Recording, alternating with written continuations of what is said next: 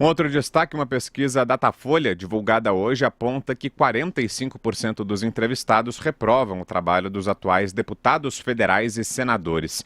Outros 14% disseram que aprovam o trabalho deles, 38% consideram regular e 3% não sabem ou não responderam.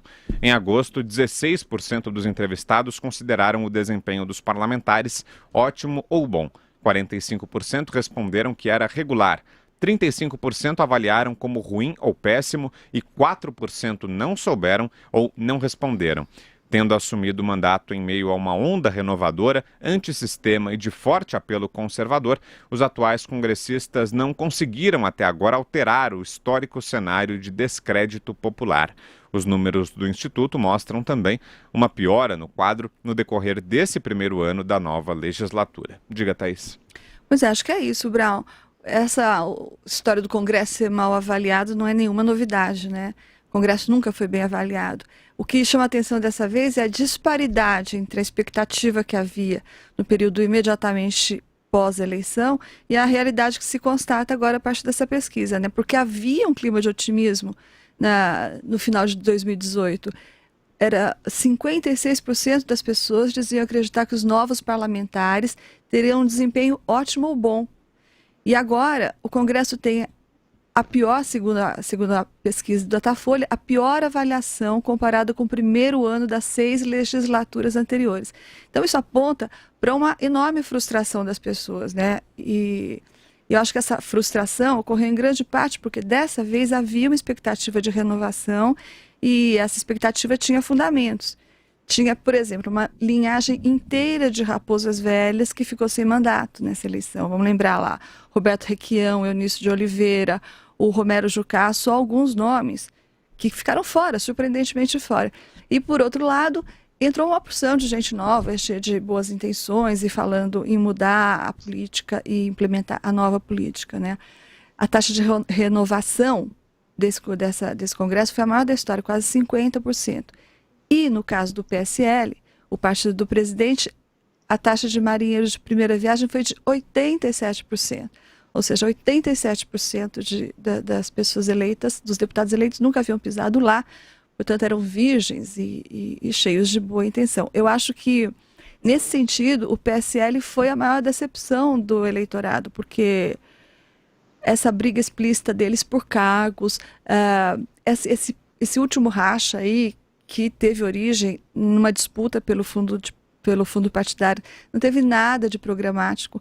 Isso não tem nada a ver com a nova política que eles defenderam, né? Então, de novo, o fato de o Congresso ser mal avaliado não é uma grande novidade. Como diria o Barão de Tararé, de onde se espera que não saia nada, de lá que não sai nada mesmo. Então, nesse sentido, não é nenhuma novidade, mas acho que do PSL as pessoas esperavam mais e elas se decepcionaram. Você, Constantino? O presidente Reagan dizia que a política parece muito com a mais antiga das profissões, né? Em boa parte, o Congresso tem uma má fama merecida, né? São nossos representantes, supostamente os representantes do povo, e representam muito mais seus próprios interesses. Falta espírito público. Eu acho perigosa toda a generalização e eu acho importante realçar que existe gente séria lá. Eu conheço deputado sério, eu conheço senador sério e que tem espírito público e está lá tentando fazer as coisas para gerar um país melhor. Só que eles encontram muitos obstáculos. A gente não pode ser romântico, a gente não pode ser iludido, né? Então, o ser humano ele tem um foco maior nos seus próprios interesses. O mecanismo de incentivos importa e por isso mesmo que a gente tem que parar de acreditar tanto no governo, nas soluções estatais, né? Porque quem estuda a escola de falhas de governo, Public Choice School, entende melhor isso.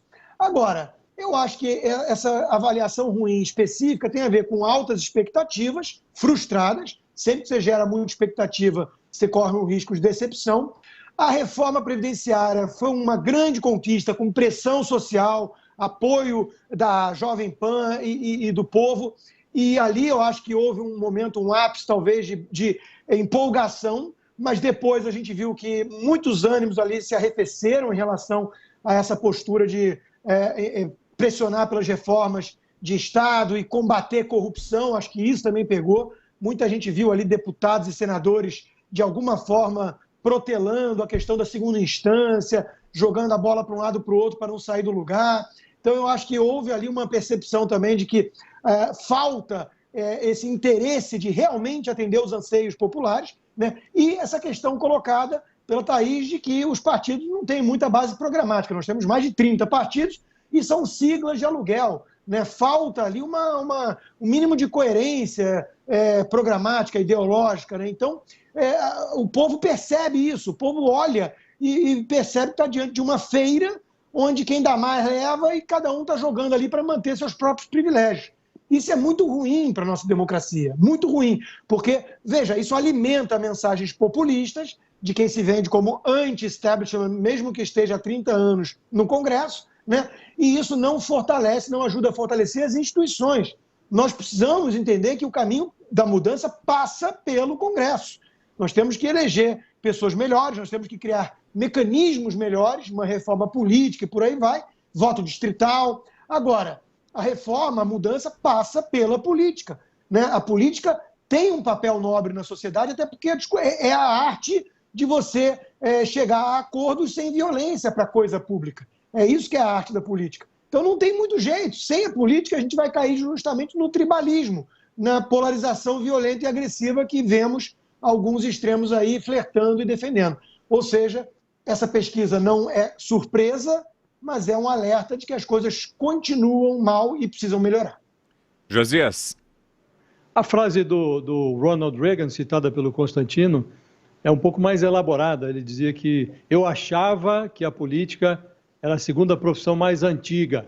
Hoje vejo que ela se parece muito com a primeira. Essa era a frase do Reagan. Os parlamentares no Brasil tinham uma grande oportunidade para substituir o Código de Barras, que dava à política brasileira uma aura de prostituição, por uma simbologia mais positiva. O Congresso Nacional está desperdiçando a sua hora, botou disfarçatez demais na receita do pudim. Fez isso depois que as coisas pareciam bem encaminhadas. Estavam tão bem encaminhadas que a imagem do Legislativo tinha melhorado um pouco. Hoje o Datafolha diz que 45% dos eleitores reprovam o trabalho dos deputados. Em agosto, ainda outro dia, essa taxa de reprovação era 10 pontos menor do que isso. Portanto, estava num caminho de melhora da imagem. É preciso analisar o que aconteceu. Submetido ao presidencialismo sem coalizão do Bolsonaro, a maioria ali dos parlamentares decidiu agir. Os deputados e os senadores debateram, aperfeiçoaram e aprovaram a reforma da Previdência. Fizeram isso com uma estratégia elaborada ali pelo presidente da Câmara, o Rodrigo Maia, de tentar atrair para o Legislativo um certo protagonismo das reformas. Virou um lugar comum de tão repetida a tese segundo a qual o Congresso aprovava as reformas de que o país necessita, a despeito das crises e das polêmicas produzidas pelo Bolsonaro, por seus filhos. A coisa caminhava direito, caminhava bem, até que os parlamentares tiveram um surto pilântrico.